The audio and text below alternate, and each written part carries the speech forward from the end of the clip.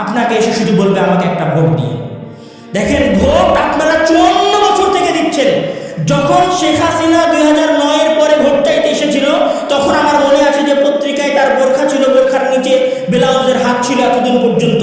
তখন মানুষ ওই হাত দেখে, তখন মানুষ ওই বোরখা পরা দেখে ভেবেছিল হ্যাঁ এবার মনে হয় মুসলমানদের মুক্তির রাস্তা তৈরি হচ্ছে।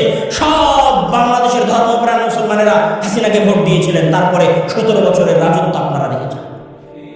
তার আগে যারা ছিল 2000 সালে, তাদেরকে আপনারা ভেবেছিলেন এরা এরশাদের চাইতে ভালো হবে। তখন আপনারা তাদেরকে 95, 96-এর পরে 2000-এ আপনারা তাদেরকে ক্ষমতায় বসিয়েছিলেন।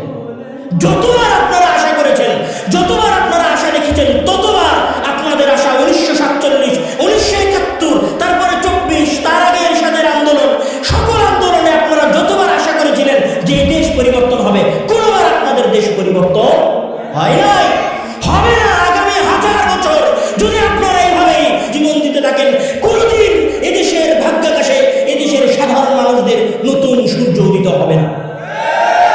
ধরেন কথার কথা, আপনি আন্দোলন করলেন, সব করলেন, সব করার পরে বাংলাদেশের সচিবালয়ে যেগুলো বসে আছে সব তো চোর বাটপারেরা বসে আছে। একটা তো সত্য বলে না, সত্য বলতে দেয় না, নিজে ঘুষ খায়, একজন যে ঘুষ খায় না তাকে ঘুষ খাইতে বাধ্য করে।